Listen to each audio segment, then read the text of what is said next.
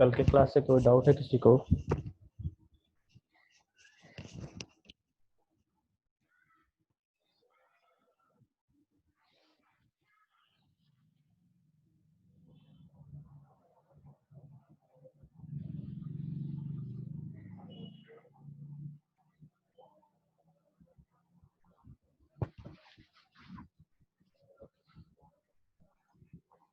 कल के क्लास से किसी को डाउट है?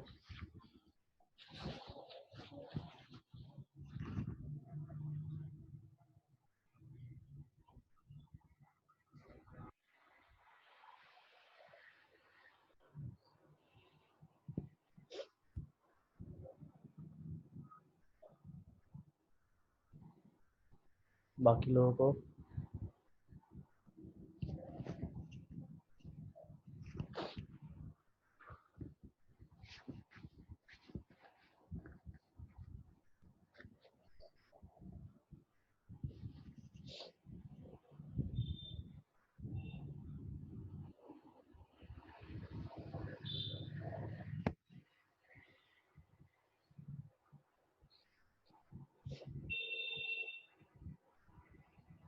Penetrating effect. देखिए, मैंने जब आपको एटॉमिक स्ट्रक्चर पढ़ाया था, ठीक है, उस वक्त मैंने रेज का कंपैरिजन दिखाया था। ठीक है, रेज कहने का मतलब है ultraviolet rays, alpha rays, then gamma rays, beta rays, इन सब का एक कंपैरिजन आपको लिख के दिया था एक टेबल फॉर्म में। वहाँ पे पेनेट्रेशन पावर करके एक कॉलम था और उसमें अल्ट्रा वायलेट रेज जो है उनका पेनेट्रेशन इफेक्ट या जो पावर है वो काफ़ी ज़्यादा था बाकी सबके कंपैरिजन में। ठीक है, तो उसमें ये जो अल्ट्रा वायलेट रेज है जो सन से आता है, अब देखो वो कितनी दूर से आ रहा है, लेकिन फिर भी हम धूप में रहते हैं तो हमारे स्किन बर्न हो जाते हैं, हमारा स्किन जो है वो काला पड़ जाता है। देखो ये जो स्किन बर्न है, जो हमारा स्किन काला पड़ता है, इसको टैनिंग कहा जाता है। ठीक है, टैन कहा जाता है, TAN। और ये जो पेनेट्रेशन पावर का मतलब क्या है कि वो जो रेज ऊपर से आ रहा है, वो रे हमारे स्किन में कितना अंदर की ओर जा रहा है। ठीक है, तो ये जो अंदर जो घुस रहा है वो अल्ट्रा वायलेट रेज, उसको हम कहते हैं पेनेट्रेशन पावर, मतलब कितनी ताकत से वो अंदर घुस सकता है। ठीक उसी तरीके से जिस तरीके से मोदी जी सर्जिकल स्ट्राइक करते हैं, ठीक है, कितनी ताकत से वो कितनी जल्दी अंदर घुसते हैं, उस चीज को हम पेनिट्रेशन पावर कहते हैं। अब देखिए इस चीज को हम एटम्स में कैसे देखेंगे, इस चीज को एटम्स का एटम में क्या मतलब है और आयनाइजेशन एनर्जी इससे कैसे रिलेटेड है। तो कहता क्या है ये पॉइंट कि एटम से नजदीक में, एटम के नजदीक में सबसे पहले जो होगा सेल, वो एस सेल्स भरे जाते हैं। ठीक है, एस ऑर्बिटल्स में सबसे पहले इलेक्ट्रॉन्स भरे जाते हैं, फिर पी ऑर्बिटल्स में इलेक्ट्रॉन्स होते हैं, उसके बाद डी में होते हैं, फिर एफ में होंगे, और उसके बाद अगर फ्यूचर में आया तो जी में होगा। ठीक है, तो यहाँ पे इलेक्ट्रॉन्स, यहाँ पे इलेक्ट्रॉन्स, यहाँ इलेक्ट्रॉन्स, फर्दर भी इलेक्ट्रॉन्स होंगे। अब प्रोटॉन्स जो है, यहाँ पे जो न्यूक्लियस है वो क्या करेगा कि सबसे नजदीक में जो इलेक्ट्रॉन होगा उसको खींचेगा और कोशिश करेगा कि वो आके न्यूक्लियस में पूरी तरीके से घुस जाए। ठीक है, जो पॉजिटिव चार्ज और जो नेगेटिव चार्ज है, ये कोशिश करेंगे कि आपस में एक दूसरे से मिल जाए। तो मिलने के लिए करेगा क्या कि न्यूक्लियस जो है इस शेल को सबसे ज्यादा ताकत से खींचेगा। सबसे ज्यादा ताकत ये एकदम नजदीक वाले सेल पे लगाएगा, जिसको हम एस और सेल्स या एस ऑर्बिट्स कहते हैं। उसके बाद ये न्यूक्लियस क्या करेगा, उससे थोड़ा कम फोर्स लगाएगा इस पी वाले पे, फिर थोड़ा कम लगाएगा इस डी वाले पे, फिर थोड़ा कम एफ पे लगाएगा। ठीक है, तो ये जो घुसने की ताकत है, ये जो एस ऑर्बिटल है, ये जो घुस रहा है इसके अंदर में, इसको हम कहते हैं पेनिट्रेशन पावर।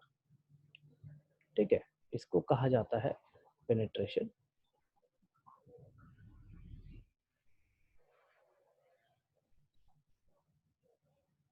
Penetration power. अब एक चीज ये भी है कि अब देखो ये जो है प्रोसेस, इसमें इलेक्ट्रॉन्स और प्रोटॉन्स का जो अट्रैक्शन है वो बहुत ज्यादा होता है।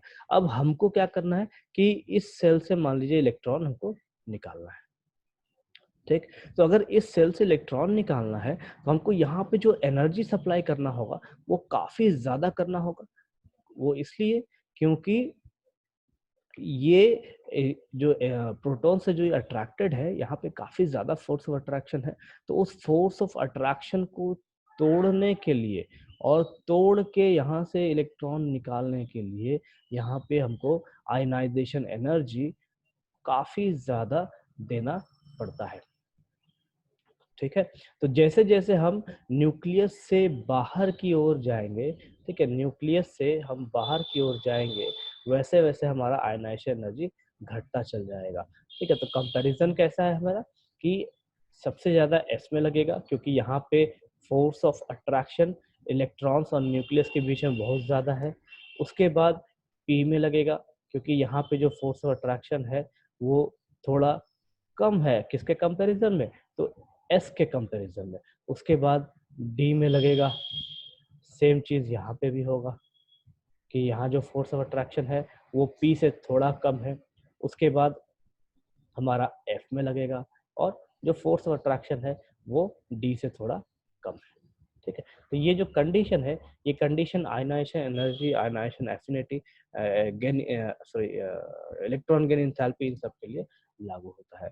तो जो सीरीज है वो सीरीज हम एस, पी, डी और एफ के लिए देखते हैं। समझ में आया अभी? कोई डाउट है खुशबू?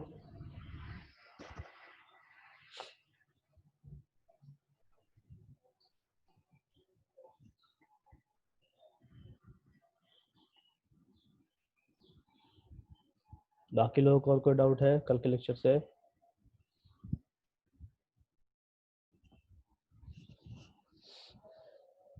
हाँ विपुल, गुड मॉर्निंग। कोई डाउट है?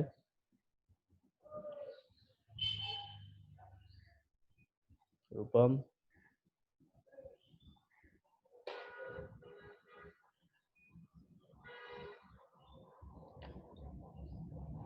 चलिए आगे देखते हैं। नेक्स्ट टॉपिक है हमारे पास इलेक्ट्रोनेगेटिविटी।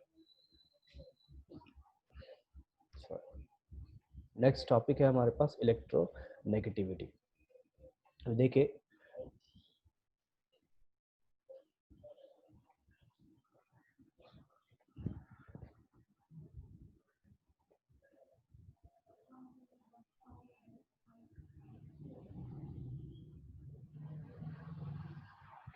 देखो यहाँ पे इलेक्ट्रोनेगेटिविटी का मतलब क्या है, ठीक है। हम इसको देखिए, ये काफी इम्पोर्टेंट पॉइंट, काफी इम्पोर्टेंट टॉपिक है, काफी इम्पोर्टेंट कहने का मतलब है कि इससे बहुत ज्यादा क्या बोले, इनऑर्गेनिक केमिस्ट्री का क्वेश्चन सॉल्व होता है, कंसेप्चुअल क्वेश्चन सॉल्व होते हैं यहाँ से। और इसको ढंग से देखिएगा। इलेक्ट्रोनेगेटिविटी का मतलब होता है इलेक्ट्रॉन लेने नहीं, इलेक्ट्रॉन खींचने की ताकत, ठीक है। इसको आप अगर हिंदी में समझना चाहें तो इलेक्ट्रॉन खींचने की ताकत, जबरदस्ती खींचने की ताकत। अभी जैसे एग्जाम्पल अगर हम ले लें तो सबसे पहले अगर हम HF की बात करें, ठीक है, हम HF की अगर बात करें तो क्या है कि हमारे पास H भी एक नॉन मेटल है और F भी हमारे पास नॉन मेटल है। अगर इसका हम देखें, अगर इसका हम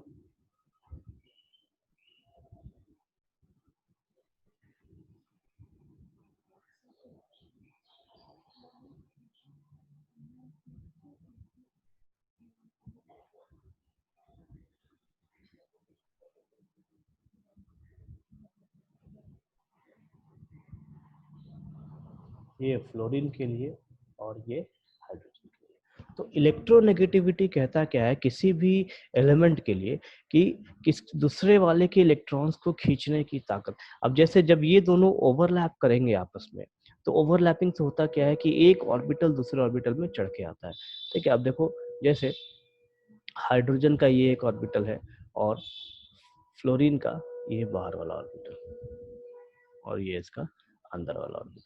तो ये जो पोर्शन है, ये जो पोर्शन है हमारा, ये होता है ओवरलैपिंग वाला एरिया। मतलब एक ऑर्बिटल दूसरे ऑर्बिटल पे जो है वो ओवरलैपिंग कर रहा है, इसको हम कहते हैं म्यूचुअल ओवरलैपिंग।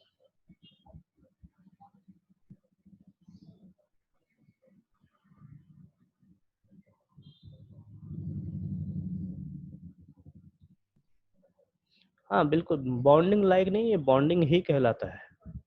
ठीक है, हम थोड़ा जैसे देखो, आप जो 10th में पढ़ते हैं ना, उसके बाद 11th 12th में हम थोड़ा टेक्निकल वर्ड यूज करने लग जाते हैं। ठीक है, जो आप बॉन्डिंग पढ़ते हैं तो यहाँ पे हम ओवरलैपिंग कहेंगे।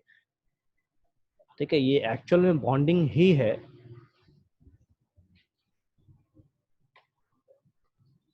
ठीक है,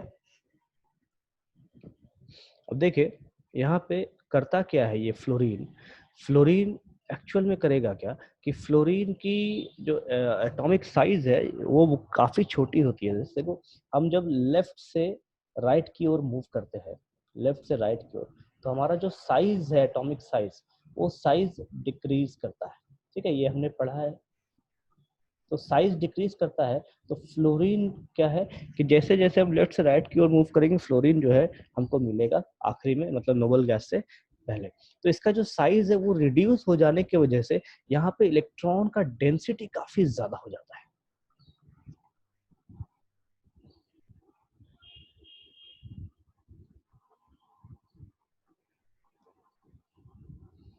इलेक्ट्रॉन डेंसिटी काफी ज्यादा हो जाता है। एक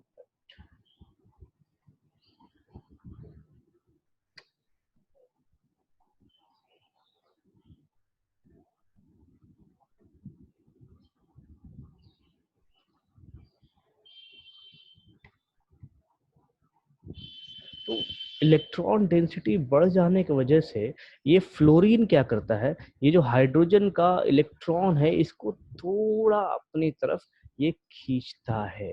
ठीक, खींचने की वजह से हमको क्या देखने को मिलेगा कि पहले जो ये शेल था, अब थोड़ा उसका साइज में डिफर कर रहा है। मतलब उसका साइज है वो एक्चुअल में थोड़ा चेंज हो गया। चेंज कैसा हो जाता है, वो इस टाइप का दिखने लग जाता है। ठीक, दिखने का रीजन ये है कि इसका जो अट्रैक्शन है फ्लोरीन का, ये इलेक्ट्रॉन्स को अपनी तरफ खींचता है, जिसके वजह से ये जो ऑर्बिट है ये सर्कुलर ना दिख के हमको थोड़ा अंडे के आकार का दिखने लग जाता है। अब देखिए यहाँ पे एक चीज है काफी इंपॉर्टेंट कि हम देखो, एक हम ये पढ़ते हैं NaCl।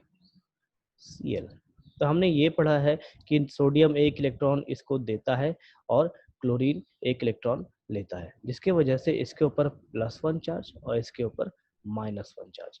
ठीक है, अब देखिए यहाँ पे भी हम सेम कंडीशन कह सकते हैं कि फ्लोरीन ने इलेक्ट्रॉन जबरदस्ती हाइड्रोजन से खींचा है। तो हम ये भी कह सकते हैं कि हाइड्रोजन यहाँ से एक इलेक्ट्रॉन इसको दे रहा है। ठीक है, कंप्लीटली नहीं दे रहा, लेकिन ये जो इलेक्ट्रॉन की जो मूवमेंट है, ये मूवमेंट फ्लोरीन की तरफ ज्यादा है।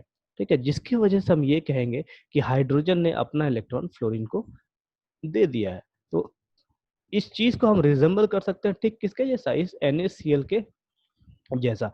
ठीक है, तो हाइड्रोजन ने इलेक्ट्रॉन दिया तो इसके ऊपर प्लस चार्ज, और फ्लोरीन ने लिया तो इसके ऊपर माइनस चार्ज। अब देखिए यहाँ पे ये जो है हमारे पास, ये हमारा आयनिक बॉन्ड है, या यूं कहिए तो आयनिक कंपाउंड है। और यहाँ पे हमारे पास जो है वो है कोवलेंट कंपाउंड, या कोवलेंट मॉलिक्यूल कहिए आप। ठीक है, तो जब कोवेलेंट की हम बात करते हैं, तो कोवेलेंट के केस में जो चार्ज आता है उस पे एक पार्शियल चार्ज डिनोट किया जाता है। ठीक है, ये पार्शियल चार्ज हमको बताता है कि द मूवमेंट या transference of electron is not complete.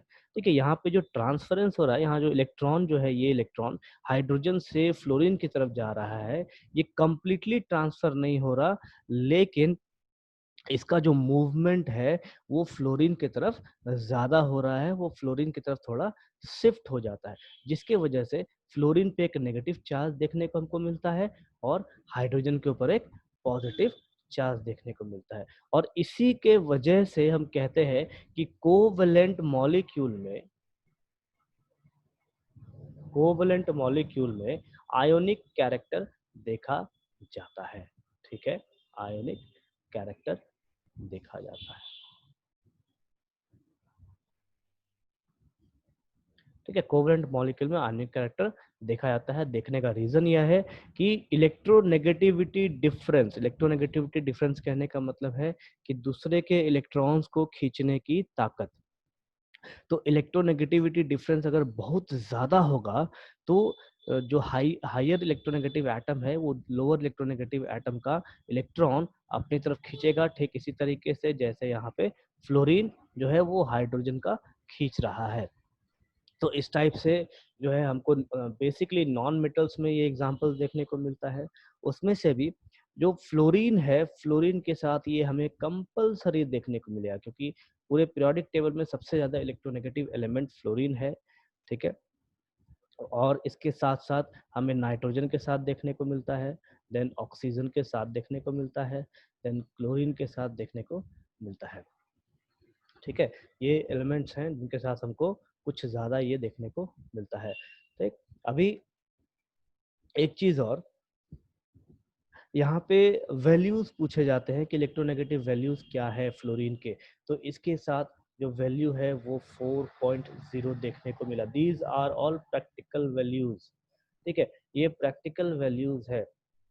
उसके बाद नाइट्रोजन एंड ऑक्सीजन के ये लगभग 3.5 के आसपास होता है।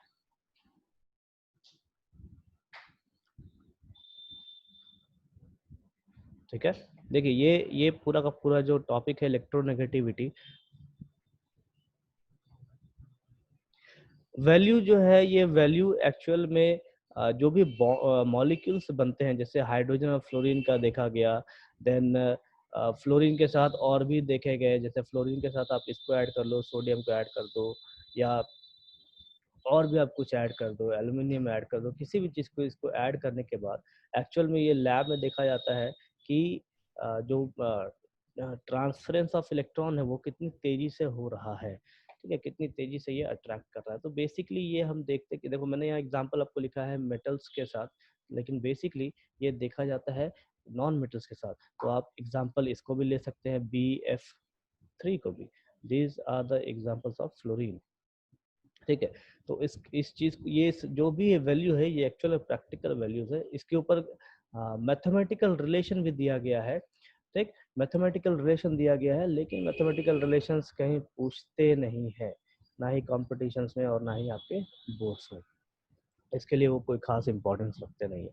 तो हमको ध्यान क्या रखना है, इसका ये वैल्यू और ज़्यादा टफ वैल्यू है नहीं, 4.0 3.5 इस टाइप से। अभी इस पे एक क्वेश्चन आता है, तो ये टॉपिक आपको क्लियर हुआ फिलहाल? इलेक्ट्रोनेगेटिविटी क्लियर है?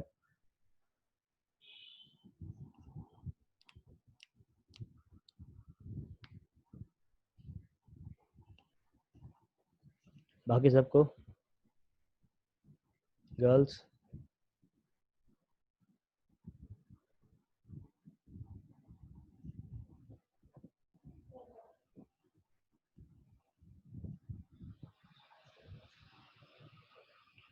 रूपम क्लियर है आपको? देखिए, इसके साथ एक क्वेश्चन पूछता है। क्वेश्चन क्या पूछता है, बेसिकली ये बोर्ड एग्जाम्स में आते हैं 11th एग्जाम में। और ऐसे आपको 4 मॉलिक्यूल दिया है। देखिए मैं यहाँ टॉप में, टॉप ऊपर में लिख रहा हूँ कॉर्नर पे HF, then HBr, then HCl, इसके बाद आपके पास HI देखने को मिलेगा।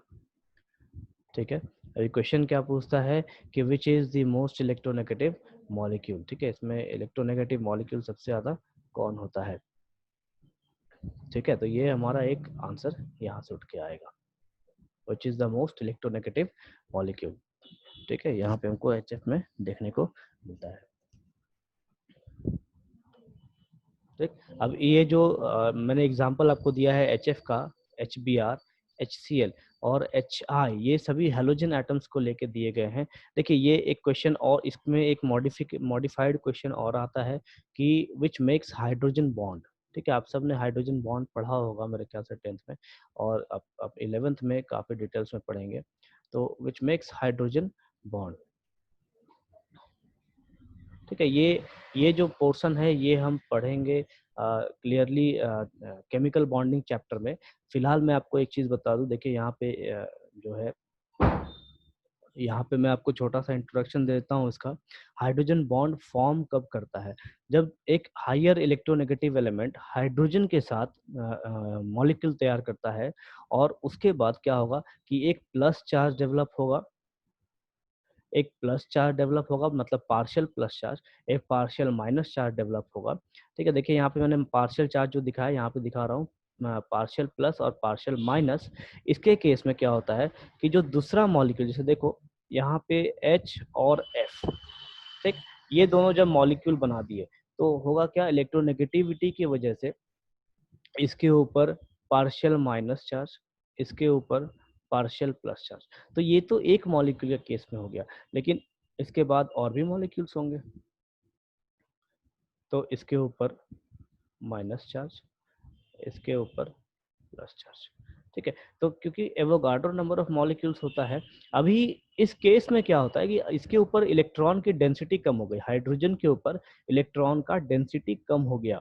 ठीक है, तो इलेक्ट्रॉन डेंसिटी कम हो जाने की वजह से ये क्या करेगा कि अपने बाजू वाले फ्लोरीन के साथ जो है वो थोड़ा अट्रैक्शन बनाएगा, मतलब यहाँ से थोड़ा इलेक्ट्रॉन खींचने की ये कोशिश करेगा। ठीक है, तो इस खींचातानी में हाइड्रोजन क्या करता है, एक स्मॉल फोर्स ऑफ अट्रैक्शन लगाता है। यहाँ पे एक स्मॉल फोर्स ऑफ अट्रैक्शन देखने को हमको मिलता है। क्योंकि ये हाइड्रोजन लगा रहा है, इस वजह से हम इसको कहते हैं हाइड्रोजन बॉन्ड, और हाइड्रोजन बॉन्ड का फॉर्मेशन ऐसे ही होता है। ठीक है, और एक चीज देखिए, ये जो हाइड्रोजन बॉन्ड है, ये हाइड्रोजन बॉन्ड ही शराबियों को मदद करता है आराम से दारू गटक के पीने में। ठीक है, अल्कोहल जब पानी में मिक्स होता है तो वहां पे हाइड्रोजन बॉन्ड है जो वाटर के साथ जुड़ता है और अल्कोहल को मिलने में या घुलने में मदद करता है। ठीक, यही हाइड्रोजन बॉन्ड जब शरीर में जाके ब्रेक होता है, मतलब जो अल्कोहल लोग पीते हैं उसमें ये हाइड्रोजन बॉन्ड जब बॉडी में ब्रेकआउट होते हैं, तो उस कंडीशन में जो एनर्जी मिलती है वो एनर्जी काफी ज्यादा होती है। ठीक है, इस वजह से लोगों के हाथ पैर इधर चलते हैं, दिमाग उधर चलता है, मुंह अलग बड़बड़ करता है। ठीक है, तो देखिए ये हाइड्रोजन बॉन्ड का फॉर्मेशन ऐसे देखने को हमको मिलता है, और ये हाइड्रोजन बॉन्ड हम डिटेल्स में पढ़ेंगे केमिकल बॉन्डिंग चैप्टर में। ठीक है, इस चीज को ध्यान रखिएगा। अब क्वेश्चन क्या पूछता है बोर्ड एग्जाम में इसी चार को लेके, देखिए ये यही चार है, इस चार को लेके बोर्ड एग्जाम में क्वेश्चन क्या पूछता है। अभी पूछता क्या है कि इनमें से हाइड्रोजन बॉन्ड, इन चारों में से हाइड्रोजन बॉन्ड कौन कौन बनाता है।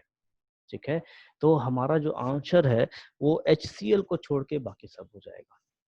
या एक नहीं, एक मिनट, इसमें चारों नहीं रहेंगे, इसमें बेसिकली HF हाइड्रोजन बॉन्ड जो है वो बेसिकली हमको फ्लोरीन के साथ देखने को मिलता है। देखिए मैं यहाँ नीचे लिख रहा हूँ, फ्लोरीन के साथ देखने को मिलता है, नाइट्रोजन के साथ देखने को मिलता है, और ऑक्सीजन के साथ देखने को मिलता है। देखिए मैंने यहाँ पे लिख रहा हूँ for hydrogen bond these are the 3 elements which are responsible.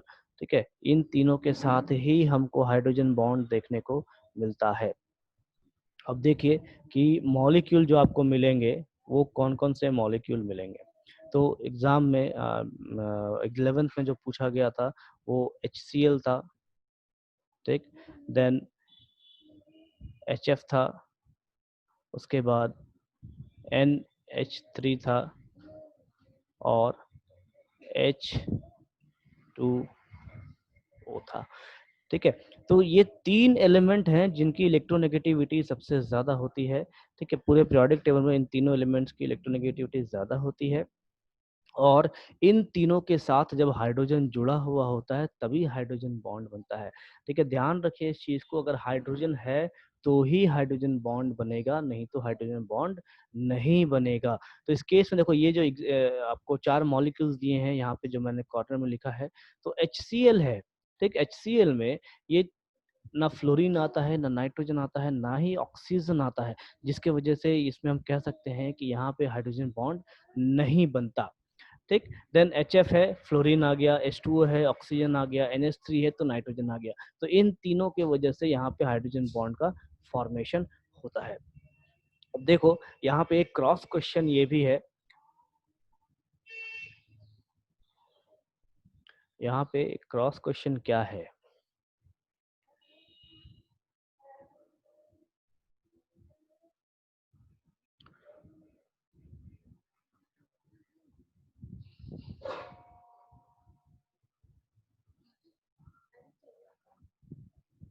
देखिए अब यहाँ पे क्रॉस क्रॉस क्वेश्चन क्या है कि जब हम HCl की हम कंपैरिजन करते हैं तो देखो यहाँ पे क्लोरीन और मैं क्लोरीन का सिर्फ बाहर वाला शेल बना रहा हूँ। ठीक है, ध्यान दीजिए सिर्फ बाहर का सेल मैंने बनाया है।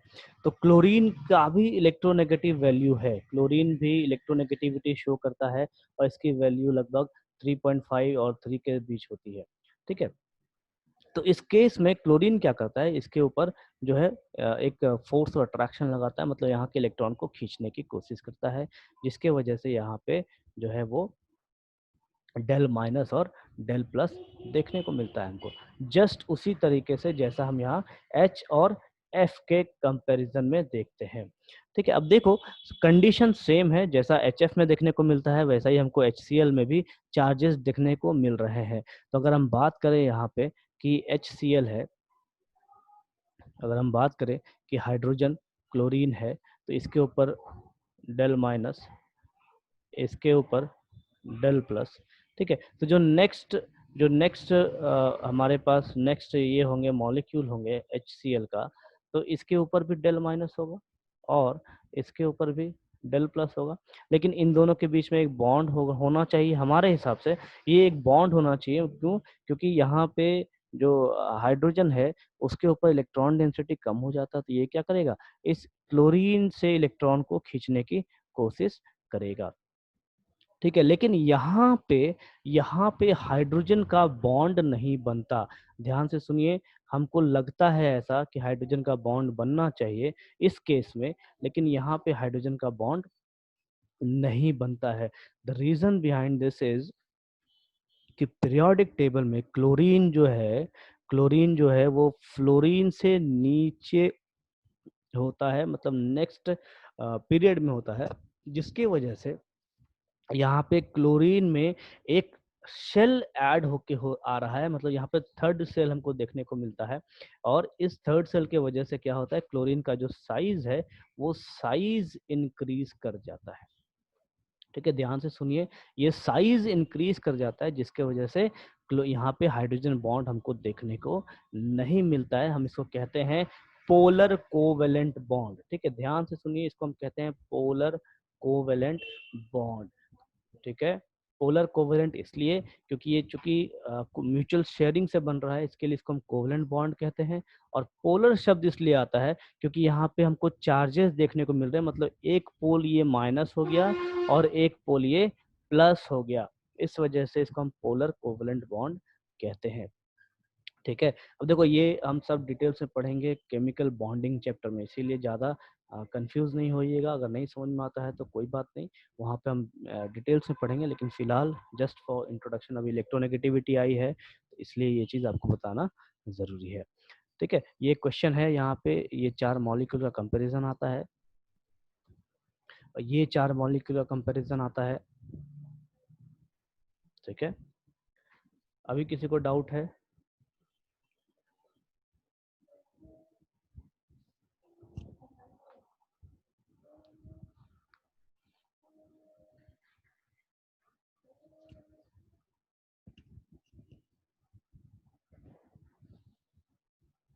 अभी किसी को डाउट है यहाँ तक? चलिए आप एक बार देख लीजिए, अगर यहाँ जो मैंने बताया है एक बार आप देख सकते हो, उसके बाद भी आप क्लियर कर सकते हैं। साइज इंक्रीज हो जाने से हाइड्रोजन बॉन्ड जो है वो नहीं होता। वो उसका रीजन ये है कि देखो, हाइड्रोजन बॉन्ड तब बनाता है, हाइड्रोजन तब बॉन्ड बनाता है जब उसका इलेक्ट्रॉन पूरी तरीके से खिंच जाए। ठीक है, तो यहाँ पे जो जो हमने यहाँ पे देखिए, यहाँ पे जो हम शेयरिंग देख रहे थे, इस कंडीशन में क्या हो रहा था कि फ्लोरीन का जो इलेक्ट्रॉन डेंसिटी है वो बहुत ज्यादा है। इलेक्ट्रॉन डेंसिटी कहने का मतलब है कि कम जगह में ज्यादा इलेक्ट्रॉन्स का चार्ज दिखना, जिसके वजह से ये क्या कर रहा था, हाइड्रोजन के इलेक्ट्रॉन्स को अपनी तरफ खींच रहा था। FnO में सबसे ज्यादा इलेक्ट्रोनेगेटिव किसका होता है? फ्लोरीन, फ्लोरीन का।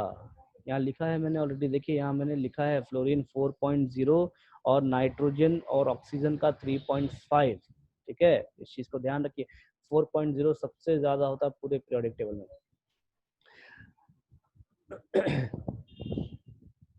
ठीक है, इस कंडीशन में क्या है कि जिसका यहाँ पे डेंसिटी सबसे कम होने की वजह से ये क्या करता है, इसके इलेक्ट्रॉन को कुछ ज़्यादा ही जोर से खींचता है, और जो इलेक्ट्रॉन है हाइड्रोजन का, वो हाइड्रोजन पे ज़्यादा ना घूम के वो फ्लोरीन की तरफ ज़्यादा घूमने लग जाता है। ठीक, तो इस वजह से हाइड्रोजन क्या करता है, हाइड्रोजन में क्या होता है कि इलेक्ट्रॉन डेंसिटी की कमी हो जाती है, और ये क्या करता है अपने नेक्स्ट वाले मॉलिक्यूल पे खींचने की खींचने का प्रयास करता है, वहां से इलेक्ट्रॉन लेने का प्रयास करता है, और इसके वजह से हाइड्रोजन बॉन्ड का फॉर्मेशन होता है। लेकिन इसी चीज को हम जब क्लोरीन में देखते हैं, मतलब नेक्स्ट सेल में देखा, सॉरी नेक्स्ट एलिमेंट में देखा था, नेक्स्ट पीरियड में, तो वहां पे साइज बढ़ जाने की वजह से जो फोर्स ऑफ अट्रैक्शन, मतलब साइज, देखो साइज बढ़ेगा तो डेंसिटी घट जाएगा। ठीक, डेंसिटी घट जाएगा, उसके वजह से फोर्स ऑफ अट्रैक्शन भी घट जाएगा न्यूक्लियस का, और इस वजह से हमको यहाँ पे जो हाइड्रोजन और क्लोरीन का जो यहाँ पे फोर्स और अट्रैक्शन देखने को मिलता है, ये हाइड्रोजन और क्लोरीन के बीच में जो फोर्स और अट्रैक्शन है, वो हाइड्रोजन और फ्लोरीन से कम देखने को मिलता है, और इसी वजह से यहाँ पे हाइड्रोजन बॉन्ड फॉर्म नहीं करता।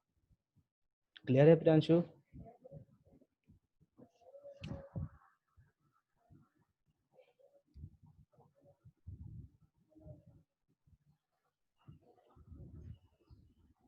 देखिए, ये काफ़ी इम्पोर्टेंट पॉइंट है, काफ़ी इम्पोर्टेंट टॉपिक है। देखिए, ये ऐसा टॉपिक है जिसके वजह से काफ़ी ज़्यादा क्वेश्चंस क्लियर होते हैं, इवन ऑर्गेनिक के भी, इनऑर्गेनिक के भी। इसका फिजिकल में कोई खास यूज़ नहीं है। ठीक है, ध्यान से ध्यान रखिए, तो फिजिकल में कोई खास यूज़ नहीं है, बस ऑर्गेनिक और इनऑर्गेनिक के लिए हम इसको पढ़ते हैं। चलो, मैं आपको नोट्स शेयर कर रहा हूँ, ठीक है, आप एक बार रीड आउट कीजिए। यहाँ देखिए, इलेक्ट्रोनेगेटिविटी में लिख रखा है, इसको आप एक बार रीड आउट कीजिए, और कोई डाउट है तो उसका पूछिए।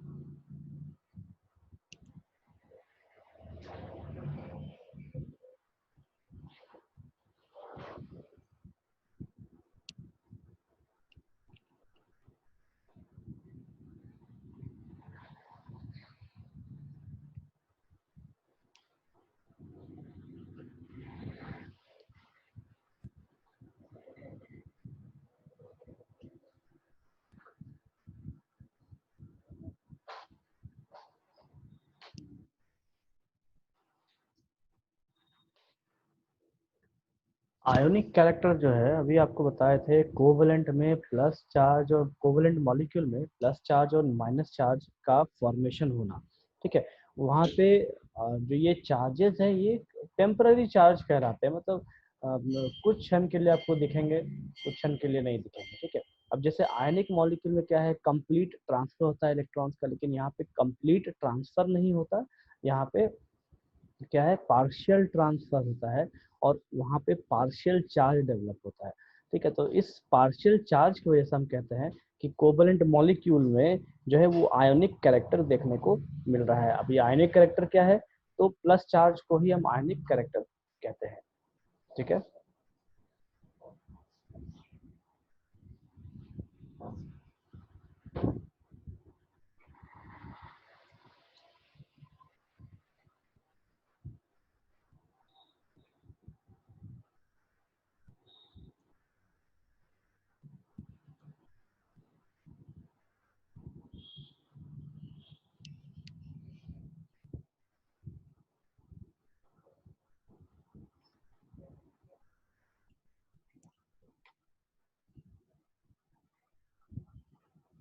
इलेक्ट्रोपॉजिटिव का मतलब होता है इलेक्ट्रॉन रिलीज करने या इलेक्ट्रॉन छोड़ने की कैपेसिटी, मतलब कौन कितनी आसानी से इलेक्ट्रॉन को लूज कर सकता है।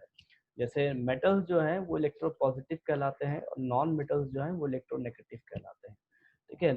मेटल्स क्या करता है, इलेक्ट्रॉन आराम से दे देता है और नॉन मेटल्स इलेक्ट्रॉन आराम से ले लेता है। नेक्स्ट।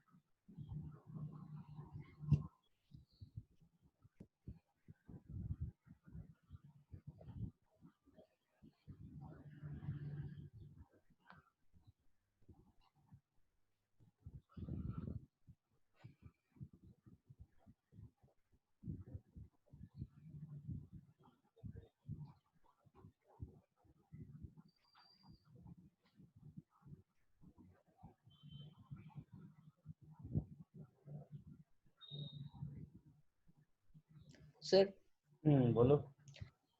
सर यहाँ down the group electronegativity decreases due to increase in effective nuclear nuclear attraction. Attraction force, ठीक है। ये जो इफेक्टिव न्यूक्लियर अट्रैक्शन फोर्स है ना, इसको एटॉमिक नंबर ही कहा जाता है, ठीक है। न्यूक्लियर चार्ज को ही हम कहते हैं। तो एक इफेक्टिव इसलिए कहने का मतलब है कि जैसे जैसे हम ऊपर से नीचे आते हैं हमारा साइज बढ़ता चला जाता है, तो फोर्स ऑफ अट्रैक्शन